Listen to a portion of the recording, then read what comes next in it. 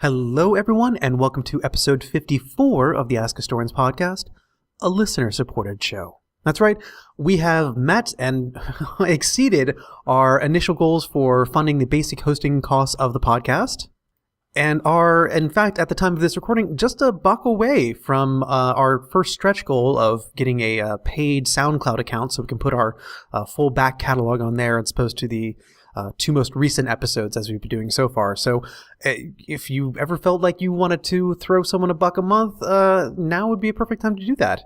As to the more immediate reason you were here, however, which is to hear in-depth historical content on topics that are not covered anywhere else, I can assure you that this is definitely going to be one of those episodes.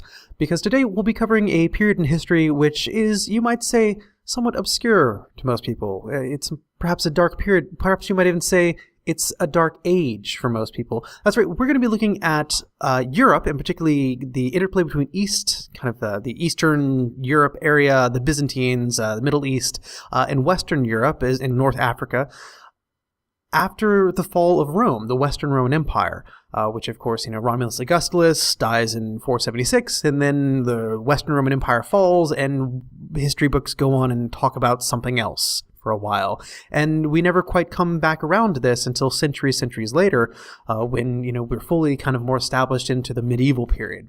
However, what we're going to be looking at today is those couple of centuries that tend to get, as I'll say later on the podcast, fast-forwarded through or skipped over completely. Particularly, we're going to be looking at the kind of political relationship between what would eventually be called the Byzantines, but the Eastern Roman Empire, and these barbarian groups that are coming in and establishing their own kingdoms in Western Europe and North Africa, but are doing so on a very kind of Roman template. It's a very fascinating interplay there. We'll talk about the political situations. We'll talk about some of the religious tensions between things like Arianism and Nicene Christianity.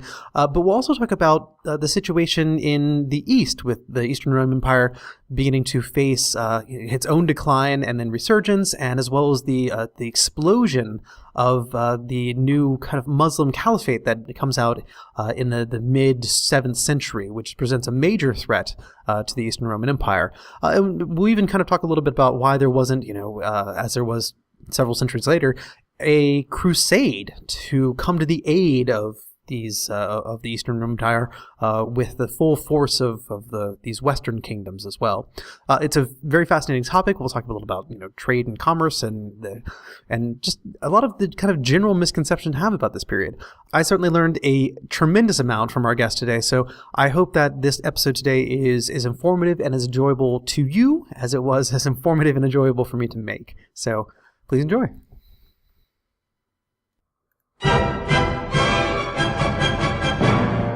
Welcome to the Ask Historians podcast.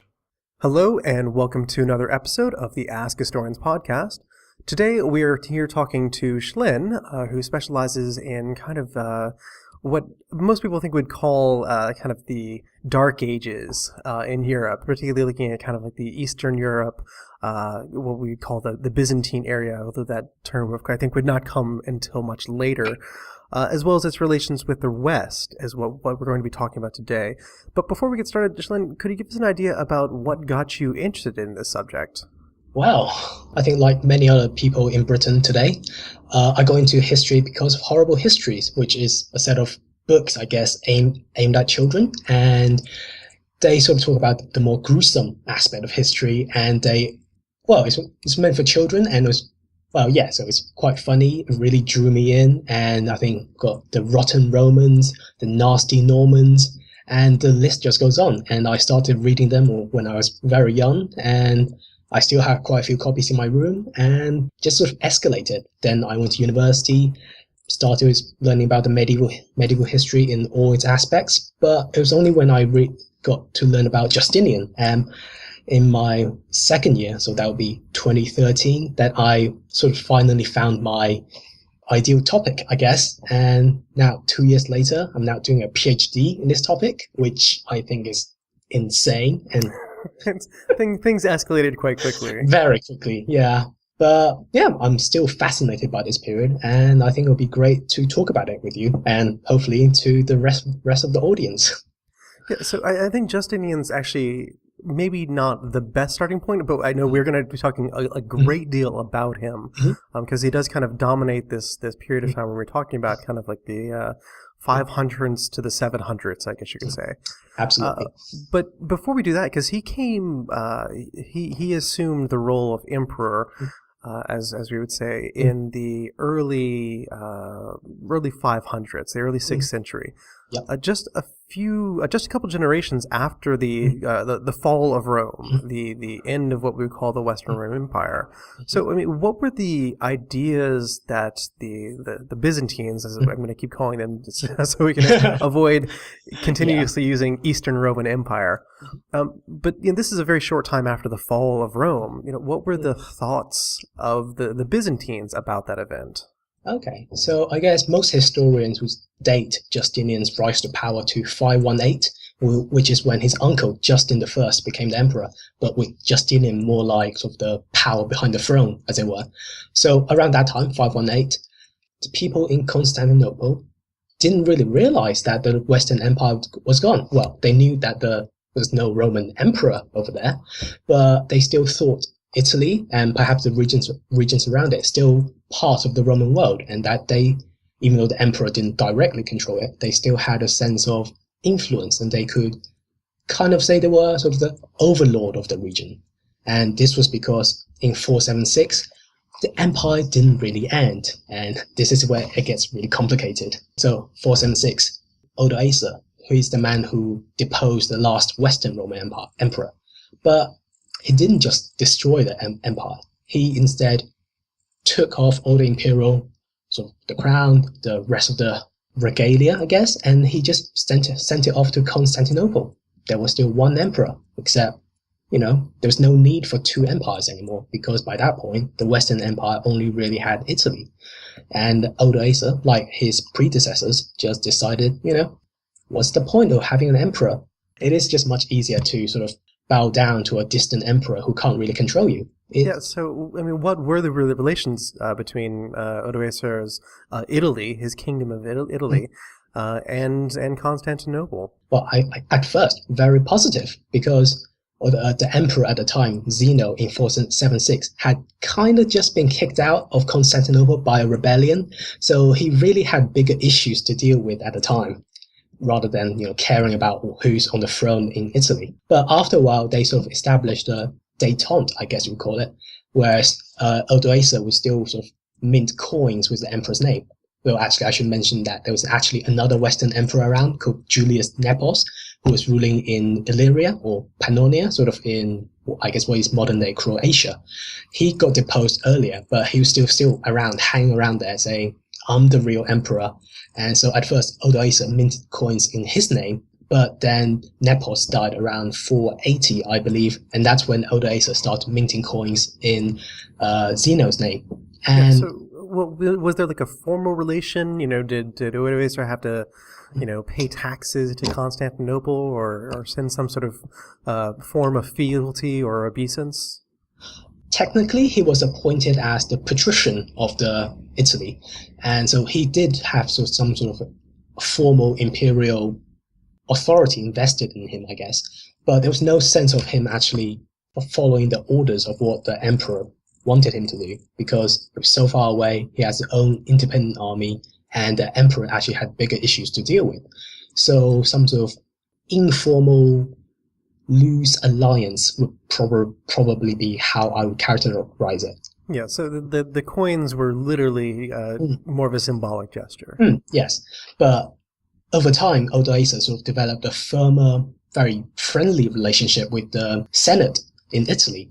And over time, he started to appoint consuls, and all his nominations were accepted by Constantinople. So that would suggest that Constantinople, they were not really happy about it, but they were still willing to go along with what was happening. Well, I mean, did they have, theoretically, or at least in a legal sense, did they have the ability to veto those selections? Oh, definitely. And later on, in the 6th century, when the Romans invaded Italy, no more consuls. That's it. Because why would you appoint your enemy? But so in this period, Odoacer was very happy. But everything changed when Theodoric entered Italy. Yeah, actually, so before we get to Theodoric, I want to kind of like set the stage because I know there's a lot of kind of confusion about what was going on in Western Europe at the time. So we still have this large power block of the Eastern Roman Empire over in Greece and what at that point was Asia Minor. But what was going on in the West? You know, because we hear about, you know, barbarians coming in and taking Roman lands and things like that. But, you know, who were these barbarians? You know, where was Theodoric coming from? And, you know, who was over in Spain? Okay. I'll go from, say, Francia, so what is modern-day France then. So, sort of in the late 5th century, I guess we should still call it Gaul. So Gaul was still divided into many, many different powers. In southern Gaul, so I guess Provence, that kind of area, that was still ruled by the Visigoth, who in 410 sacked Rome.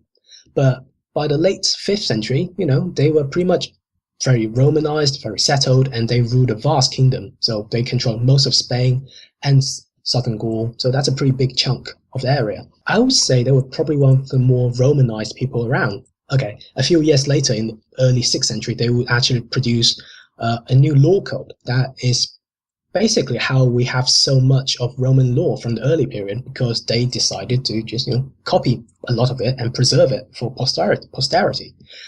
Yeah, but to their north, it's a bit less stable. So there were tons of sort of, I guess, warlords, so carving out small statelets and constantly fighting with each other. And the Franks at the time would be just a small blob sort of in northern Gaul, so in what is now Belgium-ish, I guess. But around them there were also Roman warlords. A famous one that a lot of people bring up is Syagrius, who some people say that he formed a sort of a Roman kingdom in northern Gaul, which I don't think is the case, because, you know, the sources are terrible, and I think instead we should just see him as another warlord, except perhaps who was once a Roman general who decided to, you know, be independent, just like his neighbors, and just, you know.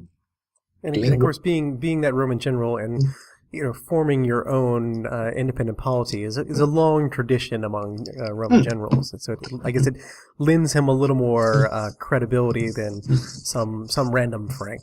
Indeed. Or I think we should really see the barbarian generals in this period who decided to, you know, be independent. I think we should see them in the same light as well, because they all served the Roman state. And, you know, I think it's just sort of a misnomer to see the barbarians and the Romans as separate. I think we should see them as all sort of agents of the same state. And I think there's a good sort of comparative angle there. And once we see them as individuals from the same sort of circumstances, I think that makes everything I'm going to talk about sort of much more understandable. Well, before we loop back on to Theodoric, what about North Africa as well? Oh, North Africa. They were ruled by the Vandals, who have a terrible reputation now because of the connotations to do with their vandalism. But at the time, you know, they were pretty stable, and they moved into North Africa in the 430s. And so they had controlled the region for quite a few decades by that time. And they were very, very rich, because North Africa at the time was sort of the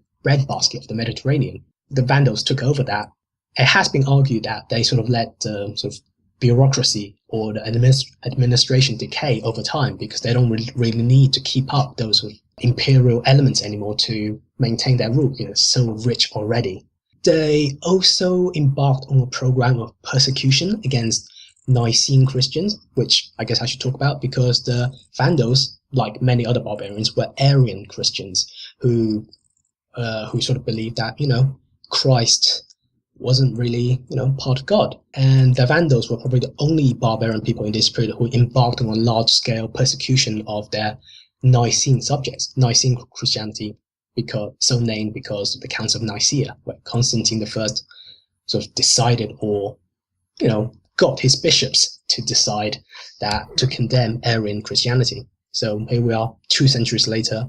Nicene Christians were the majority across Western Europe, but they were ruled by Arian barbarians, which made things a bit messy. Some of the religious controversies are going to be coming up, cropping up again and again. But we've put him off long enough. He's knocking at the gates. Who is Theodoric, and where did he come from? Okay, so Theodoric, he was the ruler of the Ostrogoth, and sort of another group of Goths who stayed around the Eastern Roman Empire, sort of in the Balkans area, and they were sort of on and off allies / subjects of the Eastern Emperor. And Theodoric personally when he was a child, he was a hostage given to the Romans. So he spent his sort of most formative years in the city and sort of given a Roman education. But once he grew up, he became the ruler of the Ostrogoths, and he sort of just hung around the Balkans, sometimes fighting for the emperor, sometimes fighting against the emperor. And on one occasion, when he was actually on the side of the emperor, he became the consul. So yes, we should definitely see him as very sort of very Romanized barbarian. But he was still an Arian, and by all accounts, he was a great warrior. So we should never see him as sort of a fully Roman figure, but someone who sort of walked between the two worlds, both kind of Roman, but also very proudly barbarian. At this point, around 490-ish, the emperor realized that Theodoric was a big trouble for him and that he needed to get him away.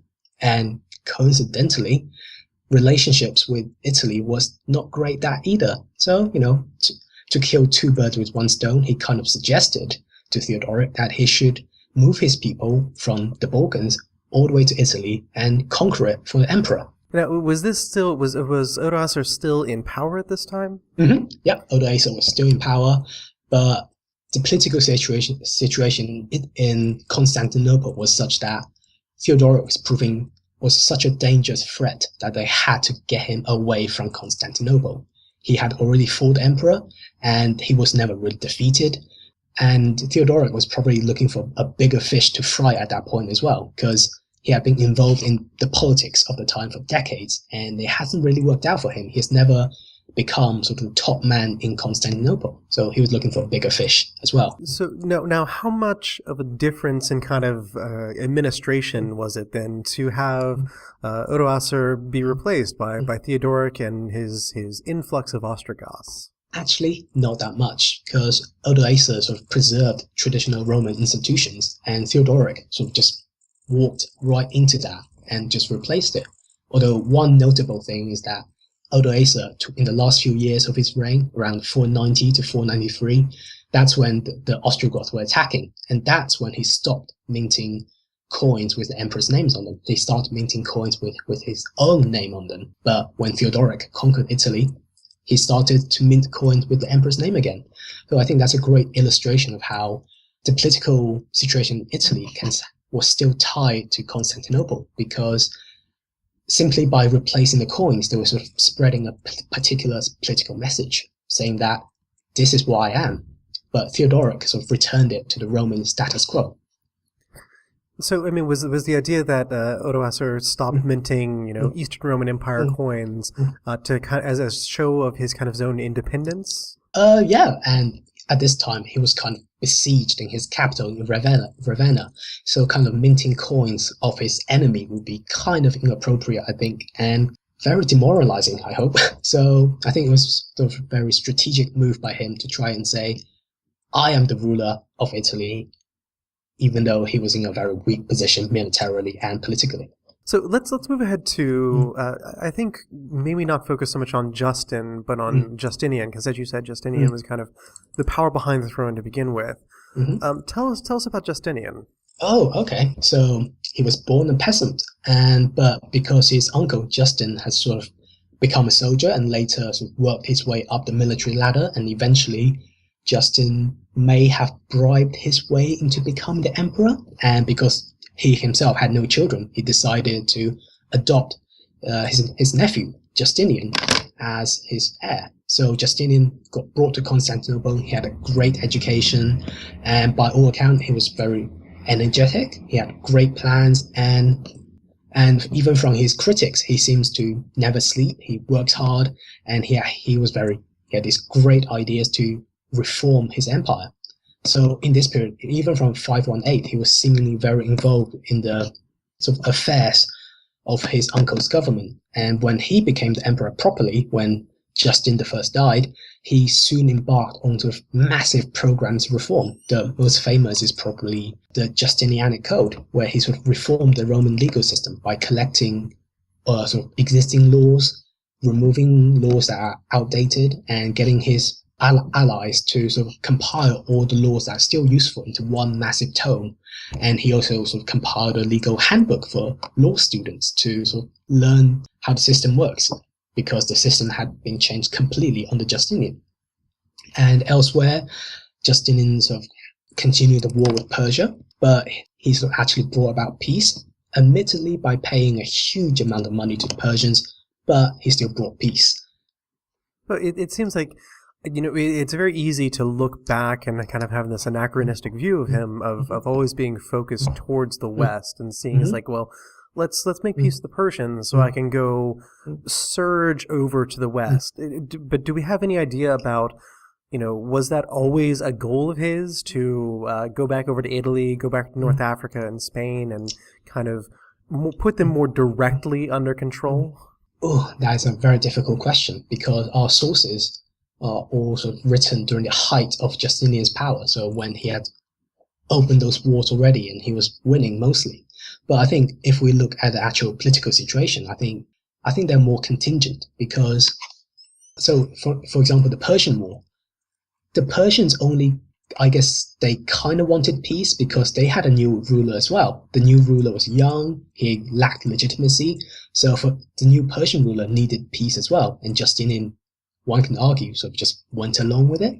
Whereas, say, the war in North Africa, in Spain, Italy, Justinian still had to justify them, and he justified them by his excuses that the pro-Roman rulers in those regions asked him for help, or he needed to avenge them, which I think were very contingent. Without those actions, he had no excuse, he had no reason to go to war, because North Africa, for example, was ruled by a pro-Roman ruler who then got overthrown. So if that ruler was still in place and all those treaties with Constantinople were still in place, if Justinian just invaded North Africa, that would look very bad for him. And Justinian, at the beginning of his reign, did not have great legitimacy, because just like his uncle, he was an outsider. He was born a peasant. And frankly, the normal, I guess, sort of the traditional elite of Constantinople did not like them at all.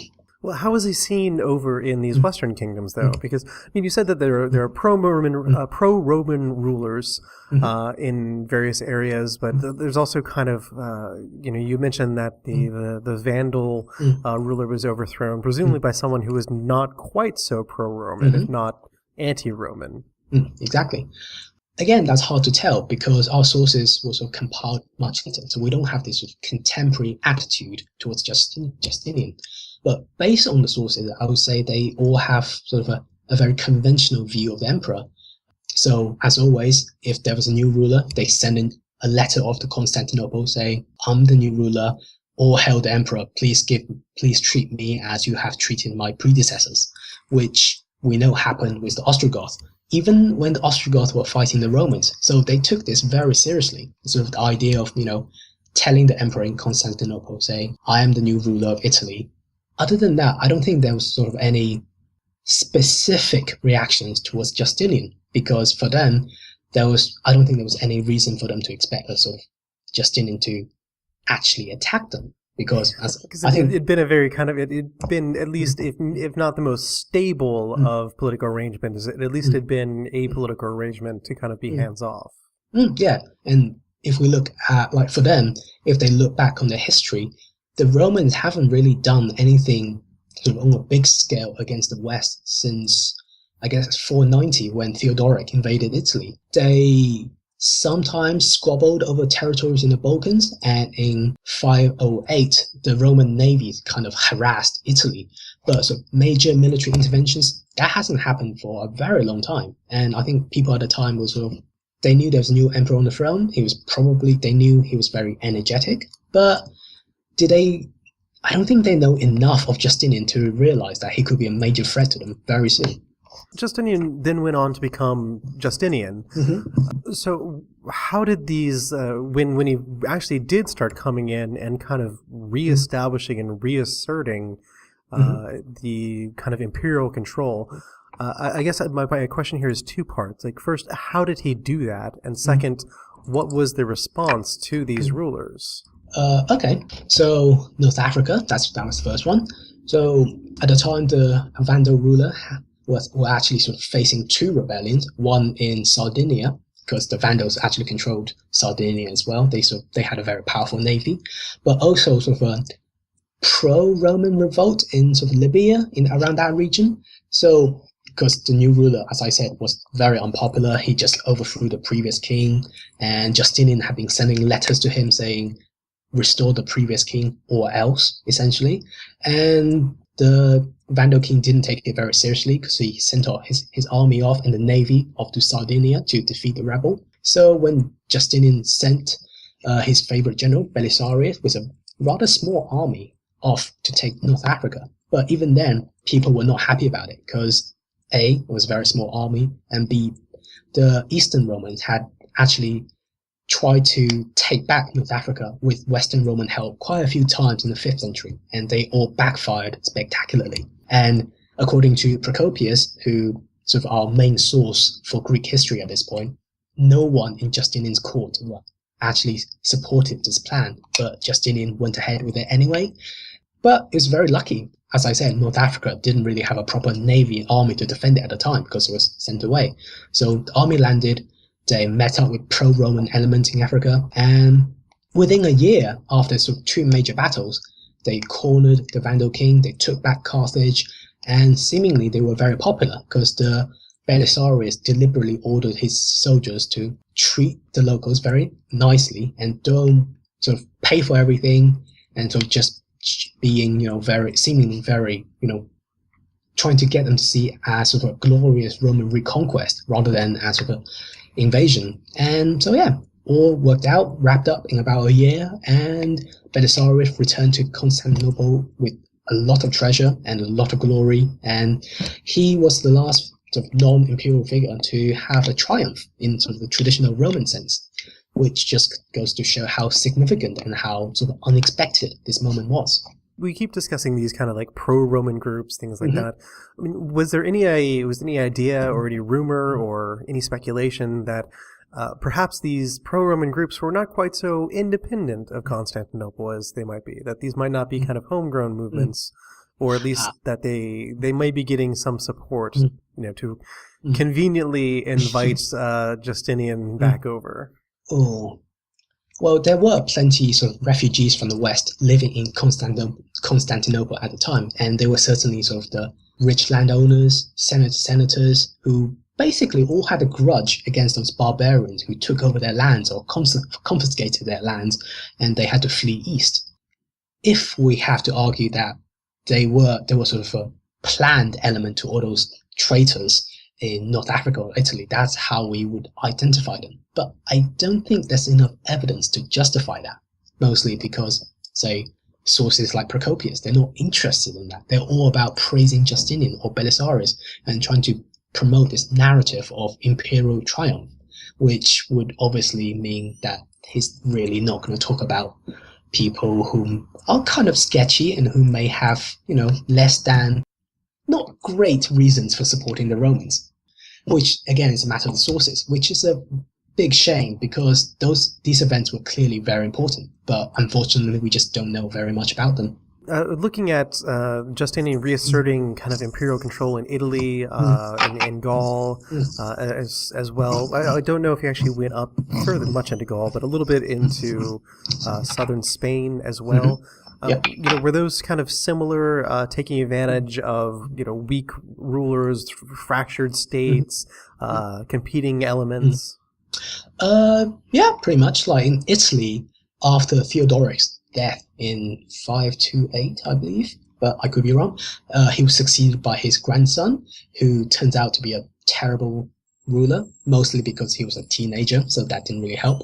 So Teenagers are terrible, yes. Indeed. Yeah. And so he died quickly. So then his mother became sort of the ruler of the region, and she had to marry someone. So she married another Ostrogoth, sort of another member of the family, but he was a pretty bad king as well. He was more of a philosopher rather than a warrior, and seemingly the Goths were not very happy with him. But eventually, I would say, anti-Roman elements amongst the Goths this time, they decided to murder the queen because they thought that she was getting too friendly with Constantinople, that she was going to hand over the kingdom to Justinian. So they murdered her.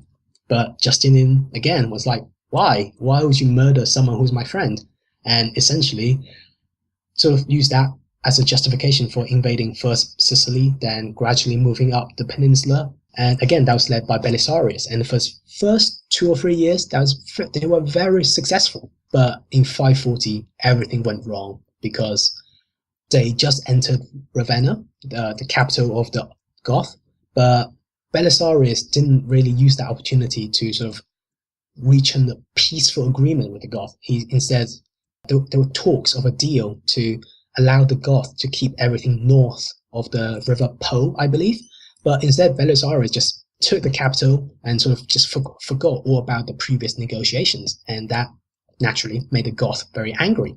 So over time, the Goth made a comeback, and they will keep fighting for the next 15 years. So rather than a quick victory like North Africa, Italy became sort of a war of attrition. And actually, even in Africa, because the Roman government wasn't the most, let's say, clean, they were very corrupt, seemingly from the sources, and they just made a lot of the locals very angry, especially the Moors, who sort of lived outside the cities, out on the fringes of Roman society. They were really annoyed by the new Roman government, and for the next 20 years, again, there will be rebellions, mutinies. So even in North Africa, which was won very, very easily, it wasn't stable at all.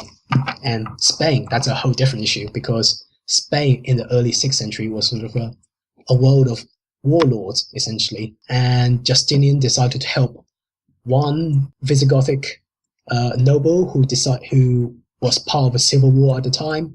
So they managed to gain a small foothold, but the rest of Spain was too messy, and eventually the Visigoths sort of formed a united front. So the Romans were never able to sort of expand their holding. So overall, across the Western Mediterranean, even though Justinian seemingly on a map made sort of a great contribution to his empire, we have to remember that lines on the map doesn't really mean anything if you can't control them, if you can't win the hearts and minds of the people. And I would argue that Justinian, despite all the sort of early signs of progress, didn't manage to do that very well at all. Well, what kind of governments did he set up here? To me, was it strictly imperial control? He also did something called exarchs, I believe. Exarchs was something that came much later, sort of in the late 6th century. But right now, I would say Justinian did sort of import Eastern officials into the West. That made a lot of people very angry because, say, in Italy, the local senators, the local nobility, even though they were serving the Goth, they were still given the really nice jobs. Like, for example, many of them were consuls. They were praetorian prefects. They essentially had all the traditional Roman jobs. But under Justinian, although he sort of did give a few offices to them at the beginning, such as he brought back the consulship for some Western senators, for example. But over time, because the war was so damaging, the war, let's just say, made the senators very, very poor because, as you can imagine, after 2 decades of war, all their landholdings and famines and plague, they weren't doing great. So I think Justinian in the 552, maybe, he issued what we historians call the pragmatic sanction, which sort of say, this is how Italy is going to be ruled. And it looks very, very traditional. So that's how historians say, maybe he did just, impose Eastern Roman system on sort of the Western Roman world. And we can see that in how sort of much power was given to local bishops rather than, say, sort of the traditional elite who had been running this society, which would suggest that sort of secular officials were not doing very well at this point. Yeah, over time this would get worse, and this was why the exarchs were brought in, because they acted as sort of semi-independent rulers of that region. So there were exarchs of Africa and of Italy. So they had some leeway, so they can sort of govern those regions as they see fit, rather than constantly following the orders of the emperor, which takes a while to get there and may not be as sort of appropriate for the regions. Which the fact that they had to devolve power to the regions would suggest that the imperial system as a whole did not function as well as Justinian had hoped. Now, you had mentioned, of course, a little bit, previously we had talked about these kind of religious differences between the Arian barbarians and the Nicene subjects, the Nicene majority. We typically think about there being, and I know this wouldn't happen until later, but we typically think about, there being kind of a religious division between East and West. Do we see some of the early roots of that here? There were certainly many, many differences. For example, if we go back to 500, back to the time of Theodoric. So Theodoric was another Arian ruler in the West, but the emperor in Constantinople was also a heretic in modern eyes because he was Anastasius. He was, we would call him a Miaphysite heretic now. So even though sort of the majority of the population were Chalcedonian. Oh, I should explain that as well. You might want to do a quick glossary for everyone listening. Okay. So yes, the Nicene Arian conflict, that went back to the 4th century. But in the 5th century, a new conflict brewed sort of inside Nicene Christianity. And that sort of reached its peak 451 at the Council of Chalcedon, which was essentially between factions within the church who supported the idea that Jesus had two natures, one divine and one human, or that he had one nature that was like sort of the two natures fused together. This sounds, doesn't sound like a big deal, but at the time it did. It led to riots across the Eastern Empire. 2 patriarchs got murdered because of it. So it was a huge deal.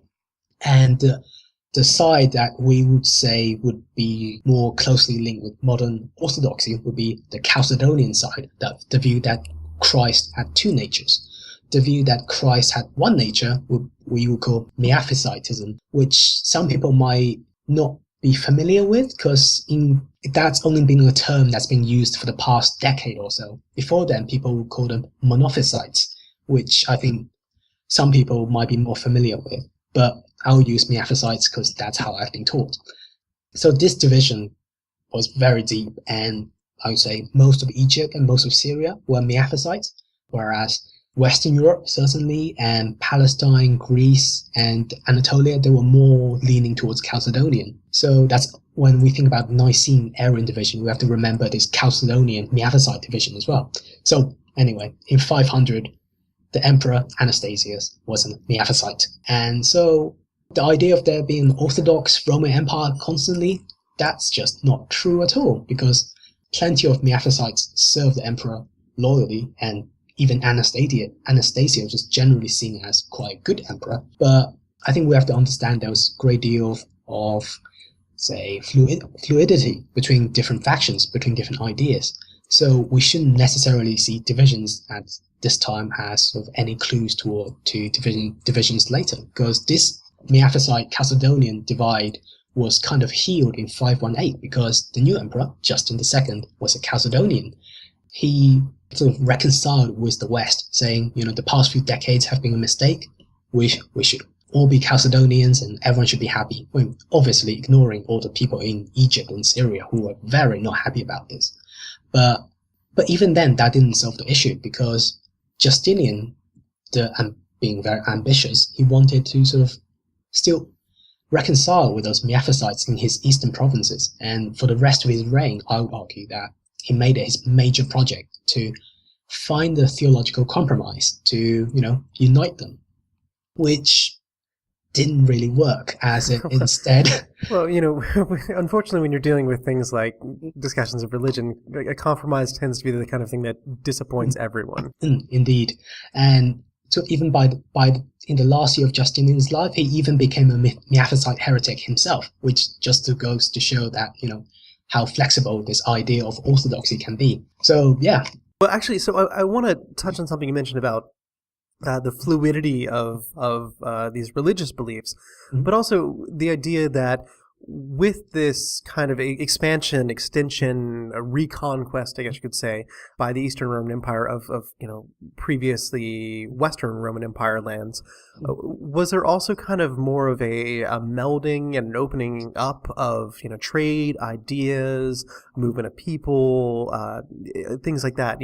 Do we see a little, at least during this time, was there a more kind of unified Mediterranean basin than there had been before?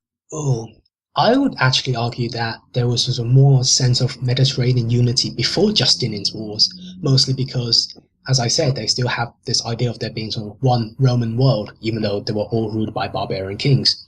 Whereas Justinian, by sort of conquering much of the West, that made the Romans sort of the barbarians' enemy. So the Franks in Gaul would be a great example, because much earlier in the early 6th century, so in 508, their king Clovis was actually sort of given the title of a consulship, and also so he also became the Augustal prefect, which is two very, very important titles, and he loved it. And he also sort of held a mini triumph in his territory, saying, "Look at me, I'm a proper Roman official now."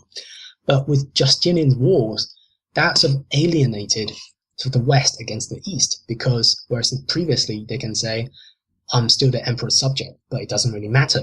He was so far away. But now it mattered, because imperial armies were literally on their doorsteps. I think that's why the Frankish armies, for example, intervened in Italy, sort of sometimes on the Ostrogoth side, sometimes, just as more sort of raiders. But they were still intervening against a major threat that they had to confront. And it was also at this time that the Franks and the Visigoths started to sort of mint their own coins. Rather than minting coins with the emperor's name on them, they started to mint coins with their own king's name on them. So the Franks did that first, and their king, that would be Theodebert, and on his coin even, it says Dominus Noster Theodebertus Victor, so our Lord Theodebert Victor, which is a very Roman formulation, but well, essentially they replaced their emperor's name with his own name, which doesn't mean much, but I think it emphasizes the sense of division and trying to sort of say, we're not really imperial subjects anymore. I mean, I couldn't help but notice the fact that, they're still using Latin. They're still minting, I guess, Roman-style coins. They're still using, these very Roman titles. Famously, of course, the conquests of Justinian didn't last, and these, barbarians began reasserting themselves. But were they doing so still in a Roman model, you would say? Or did this kind of period of conflict spoil that? Were people moving to be less Roman, or was there some sort of compromise position between that? From a cultural perspective, I think they were still just as Roman as before, because if we look at their, say, letters, looking at what they actually wrote, they still sort of follow the very Roman model. But in political terms, in sort of more, I guess, sort of in real terms, they can't really sort of follow their rhetoric, as it were, and they started to treat the empire not just as sort of their overlord, but more as like when they allied together, they were allies. They were not subjects coming to the emperor's aid. They were proper allies, and there had to be a degree of give and take between the two. So they were more equal in that sense. But I think there was still a lot of sort of imitation or sort of mutually influencing each other. And I think a great example in this case would be, so two kings in the 580s were described, one in Francia, one in Spain, were described as new Constantines. They were described by their admirers to be like Constantine I, the best Christian emperor. But this, I think, can be directly traced back to Constantinople, because the emperor just before this, Justin II, was also called New Constantine by a Roman poet, who ironically was not writing in Constantinople, but a poet who was trained in Ravenna, but then he went off to Francia to write poems and to praise the Frankish kings. But he still kept up his connections with the empire. And in one of those poems praising the new emperor Justin II, he said, you are just like Constantine, and your wife, the empress, is just like Helena, the mother of Constantine. And I think that, so there was still, I think, sort of a common language of power between the two, sort of in more abstract terms. But in real terms, there was a huge difference, I think. Even though these barbarian, I keep using barbarian, but it's a helpful, I guess, kind of group term for all these Vandals, Visigoths, Ostrogoths, Franks, and other kind of people. But so even though these barbarians were setting up kind of their own political systems and ruling their own lands and seeing themselves, I guess, increasingly less as inhabiting the lands of the empire as opposed to inhabiting their own lands, there's still this idea that this is the way that power is discussed. That template and that model was not so quick to fade. Absolutely. I think no one can really escape escape sort of the legacy of the Romans, because even if they ignore the empire, so all their subjects, all their bishops, all the people on the ground, they were still living in a very Roman world. Like in Francia, the bishops were still based in Roman cities. They read sort of sources from the sort of when the emperor still ruled the region, so they could look back on the history and say, that's very similar. And they also had the tax system. They also had their very fancy Roman titles. So I think they really can't escape it. And no one sort of in Western Europe in this period sort of tried to build sort of a new political system that's entirely separate from the Romans. I just don't think that's possible for them. Even in Anglo-Saxon England, which is often seen as sort of a very distinct region, we still have to remember that Roman goods all the way from Constantinople are found in England and in Wales as well in this time, especially from the time of Justinian onwards. So there was even people in England and Wales, they were still connected to this wider, someone described it as sort of a Christian commonwealth.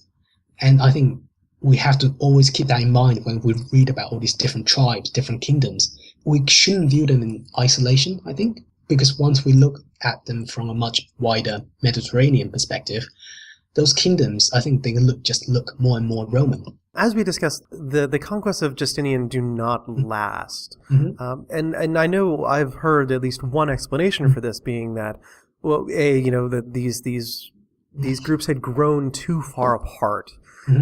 In kind of cultural sense, and that the barbarians have been independent too long to really accept Byzantine rule.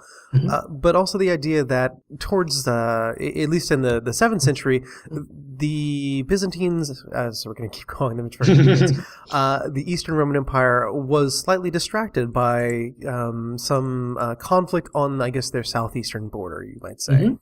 Yes. So the problem in the 7th century was that first there was a massive war with Persia. Some people describe it as the last great war of antiquity. So that lasted from 603 to 628. And that's quite important because for most of that, the Romans were losing very badly. They essentially lost all of their eastern provinces, including Egypt and Syria, who were the richest provinces they had. Anatolia was raided all the time, and even Constantinople was besieged in 626 by the Avars, who were sort of the Persians' allies. But in 628 they won, so it looks like things were going to get better. It did not get better. In the 630s-ish, it's debatable, Arab raiders from Arabia started to, well, let's just say that their raids escalated over time, and so much so that by 635, 636, cities were being taken, proper Roman armies were being defeated, and by 642, Egypt was lost again. So throughout the first sort of half of the 7th century, the Romans were having a terrible time, which has led to many historians concluding that, they had bigger issues to worry about, so Western Europe weren't really their priority. But like I myself have been trying to sort of develop the argument that the Western Europe still mattered. They still needed North Africa, they still needed Italy, and that equally people in North Africa and people in Italy realized that, and there's still a sense of say sort of Mediterranean unity, that the Roman Empire still mattered to people across this whole sort of world, I guess, and the known world for them. Yeah, indeed. But actually, we've the Arab raiders we're talking about, of course, is going to be tied into. I mean, this is the unification of the Arabs under Muhammad and the expansion of, at least the very early expansion under the Rashidun of what would then become the Caliphate, which would eventually stretch from Spain all the way deep almost into India, but at this point it's still just kind of nascent expansion. Now, famously, of course, like the Crusades started because of Muslim expansion into Anatolia against the Eastern Roman Empire, the Byzantines, and then they called over to Western Europe to help them command them. Why? I know it's very difficult to ask why things happen, and particularly why things did not happen in history. But why was there no, if the empire was still so important to people in Western Europe, why was there no crusade back in the 1650s or so? Ooh, 650s, that, which... Or around that time. Okay. You know the dates better than I. Okay, so let's start with Spain. That's probably the easiest because the Visigoths in Spain and the Romans, they were actually they've been fighting sort of a long on and off war since the Roman conquest under Justinian. And the Visigoths finally took back the last Roman city in Spain in 625, which precisely when the empire was being kind of distracted by the Persians. So the Visigoths were actually being quite sneaky about it. So yeah, their fighting ended in 625, and I don't think they were in any shape to help the Romans, or even if they wanted to, because they had developed this sort of identity for themselves that's it's still very Roman. It's still based on their Roman heritage, but it was the idea of saying, in a sense, they were better than the Romans. They were they were more orthodox. They were more divinely sanctioned, I guess. Whereas the Romans were like, their orthodoxy is debatable. So, plus, fighting a war constantly for over 5 decades by that time was not great for their mutual relationship. You saying that they saw themselves as kind of like more Roman than the Romans out east. Mm-hmm. I guess if we were talking about the history of China at some point, I'm sure at some point one of us would have said that they saw the Byzantines as having lost the mandate of heaven or something like that, along those lines. That same kind of concept. Yeah, that's a good analogy, actually. Yeah, I think the same goes for the Lombards in Italy, because after Justinian, the Lombards invaded Italy and essentially they took over half of it. So again, like the Visigoths, they have been fighting this on and off war with the Romans for the next 5 decades. So by the 7th century, again, they had tried to redefine themselves. They still took on Roman trappings, like one Lombard king famously held Roman games in Milan. So that's something very Roman. But there was this inherent tension there. And if they were helping the Romans, in the east, how would they defend themselves in Italy? Because again, Lombards were ringed by hostile enemies as well, especially the Franks. And at this time, I think they had no interest in helping the empire, because in the 650s, that's when the empire experienced a sort of resurgence. So this was under Emperor Constans II, who actually has a terrible reputation amongst later historians, because for them he was a heretic, because he supposedly believed in monothelitism, which is another doctrine that really probably should not get into now because it's very complicated. But let's just say he's a heretic in later Roman or Byzantine eyes. And from later sources, he was a terrible person. He murdered his brother, he kidnapped a pope, and then he cut the hands off of a saint. He's just the worst person ever. But I think all those things he did all had a very strategic reasoning behind it. And in the 650s, his plans all came together, I think. As for why, you might ask, because, the Romans never took back Egypt or Syria or Palestine. And so they never had a territorial resurgence. But I think in terms of the political situation, they really experienced not a golden age, but a brief pseudo golden age, I guess. This was because in 654, the Arabs tried to besiege Constantinople. They failed, mostly because a storm destroyed the Arab fleet, so they can't really besiege the city without a fleet. And the next year, in 655, there was the Romans won a victory in Armenia. There was a revolt in Media, so it was more in the Persian Empire, the ex-Persian Empire. And in 656, the first Muslim civil war began, because in a sense, there was a crisis of faith or crisis of political legitimacy amongst the Arabs, because they, for the first time in a generation, they lost a major battle. They were was God really on their side anymore? And so the Arab elite started fighting, and Constans II used this opportunity to reaffirm his authority, not just in the east, but also in the west.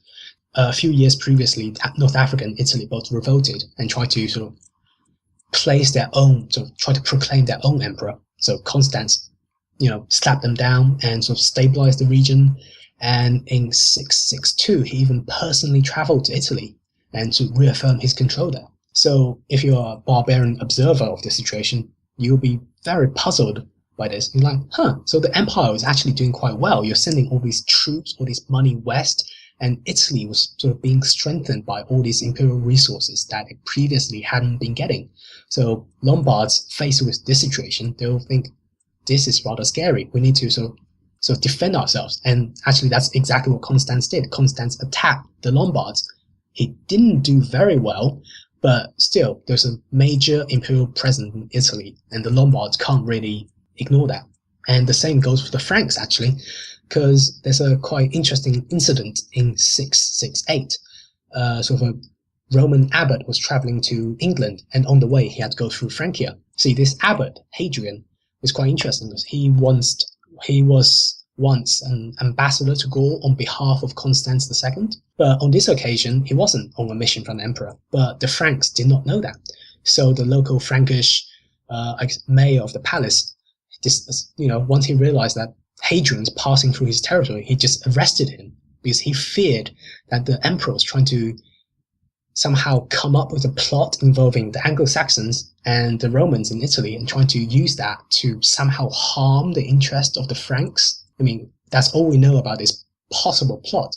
But I mean, almost doesn't matter if it's real or not, because for the Franks, it's like there was a major danger because the emperor was literally on their doorsteps, and potentially he was even trying to get Anglo-Saxon to get on the Roman side. And again, that's a huge threat.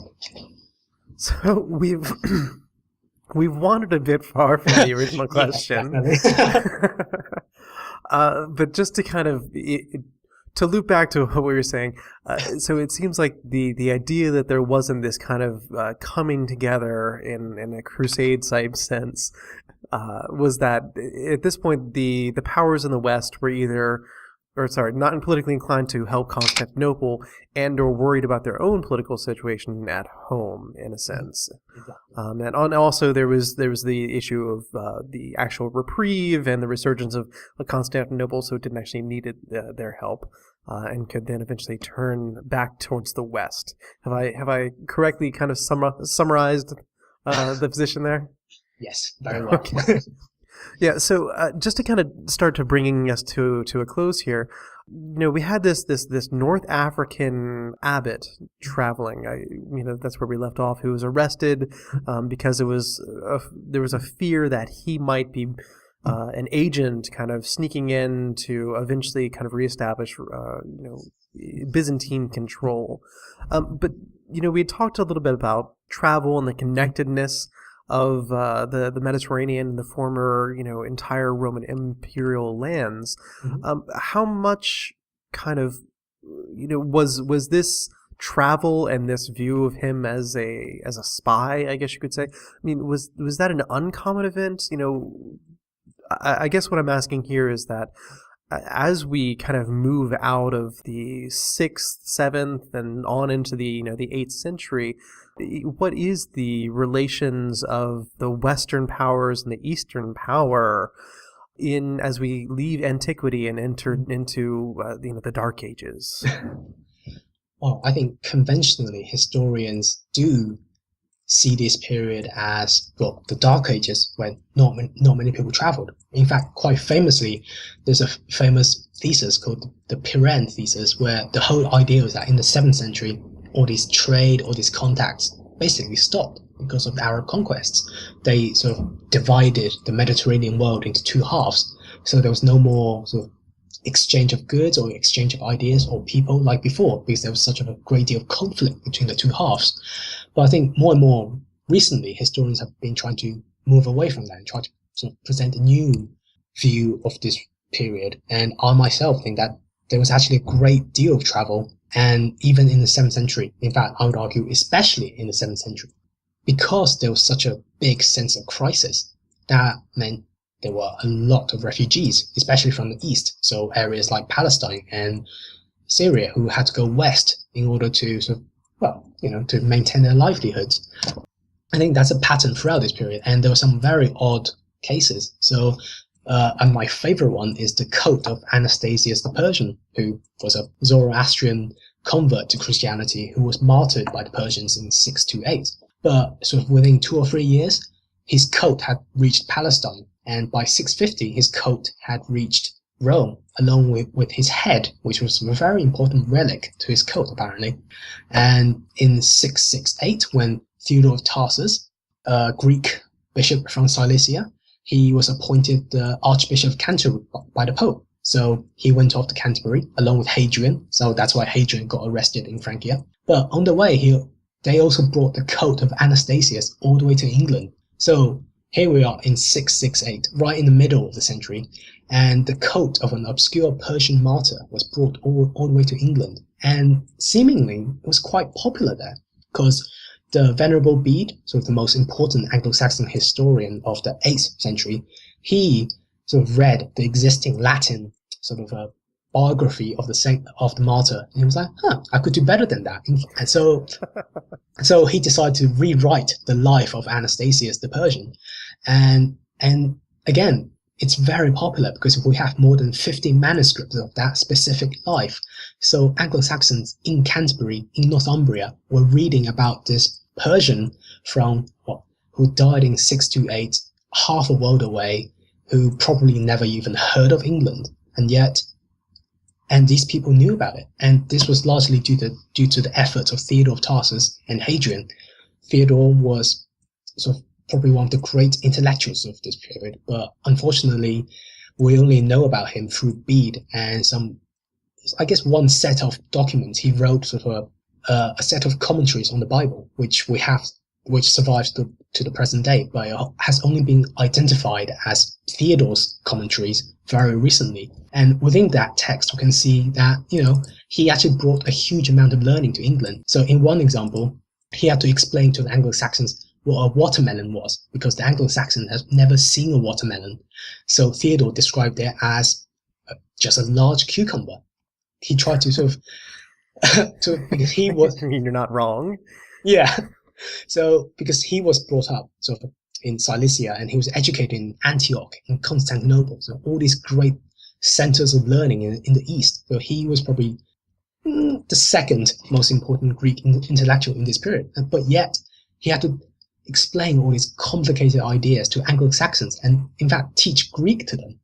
For the next generation, there were quite a few bishops in England who actually learned Greek from Theodore in Canterbury, and even Bede learned Greek, which to me is just, I think, for so-called Dark Ages, that's very impressive, because from other sources, in fact from the Greek sources talking about the empire itself, the 7th century was terrible. The church was going through decline. There was not much sort of production of good theology or really complicated philosophical works as before. But instead, for evidence of sort of the vitality of learning, we have to instead go all the way to England to find, so the Greeks were producing writings, just that, unfortunately, they haven't survived. They just happen to be doing it in Canterbury. Yeah, exactly. So I think that's going to kind of bring us to our epilogue, which I just want to ask, this is a period of time, you had mentioned earlier that horrible history was what got you into it.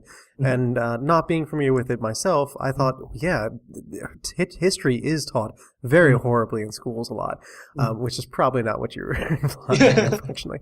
But particularly this time period, because I feel in a lot of, at least in my own experience in seeing kind of the pedagogy of history, for most people taking high school or undergrad courses, once Rome falls, you stop paying attention to that part of the world for a while, and you maybe just skip ahead to the Hanseatic League, centuries later, or to Charlemagne, and you basically fast forward or completely skip over these centuries that we've been talking about.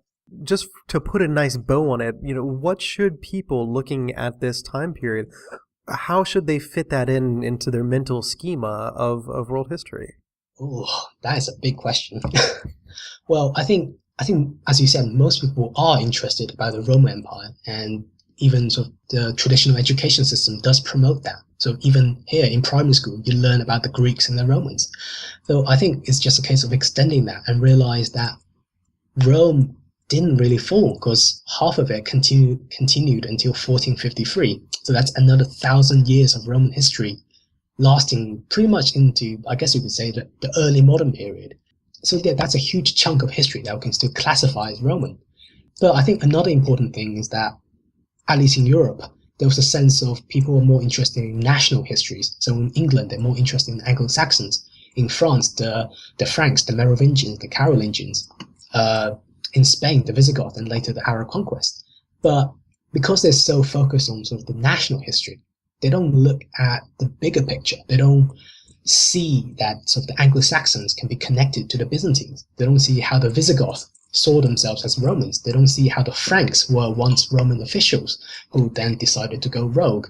Or in Italy, where we have Theodoric, sort of a German, who seemingly were seen by his subjects as sort of a new Roman emperor. So I think one of the issues historians have to engage with is that to understand history in this period, not just purely in regional terms, but in sort of on a much bigger scale, to see events in one place sort of in its much larger context. Because I think there are just so many parallels, so many continuities in this period that makes it, well, I find it fascinating because I sort of study this period as a whole to study different regions and how, events, say in England, can be tied to events many miles away that you would never think about because because people did continue to travel. And as I said, the Roman legacy was still alive and well throughout this period.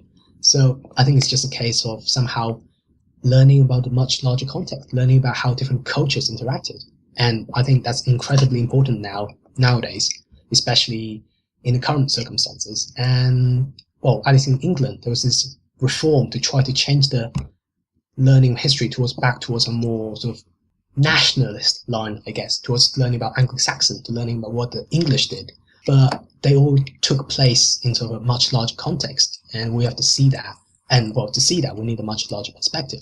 And that's why learning, say, about the Byzantines can actually be very relevant to everyone.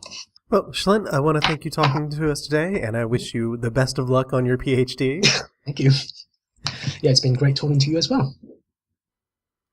And as always, thank you so much for listening. We did cover a tremendous amount of ideas and topics in this one episode.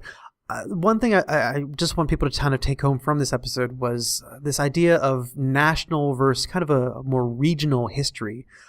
These are kind of two different approaches that really, when you're looking at in kind of a pre-modern era or pre-national states in a way, it can sometimes be very helpful to look not really at a singular unit of a nation state as we think of it today, but more of as a regional, as kind of a community of people on a much larger scale. So I think if you approach this episode or kind of reflect back on what we've been talking about through that lens, a lot of this it kind of snaps everything into sharp focus. However, again, we did cover a whole lot of topics here, and some of them we just kind of briefly mentioned, especially a lot of kind of the religious splits there. If you do have any questions for our guest, please come by the Ask Historians subreddit at reddit.com/r/AskHistorians.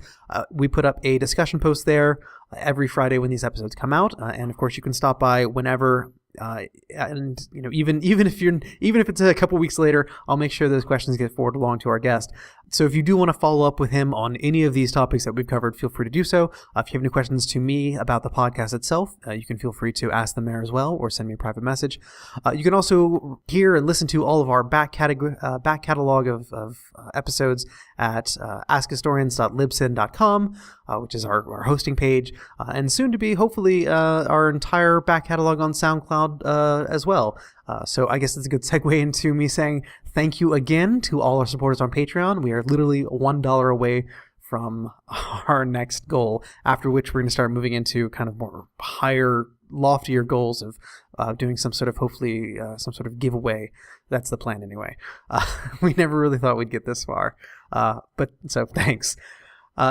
Supporters, of course, who meet that specific donation goal, they will also be listed in the discussion post as well. So you can go by and thank them if you want to, if you don't have a question to ask, or if you do, you can thank them as well at the same time. I'll appreciate it. They'll appreciate it. Everyone will appreciate it. You're appreciated. You can also show how much you are appreciated and how much you appreciate us by rating and reviewing us on iTunes. Every time you apparently review us, leave a little message on iTunes, it bumps us kind of back up towards the podcast of listened things.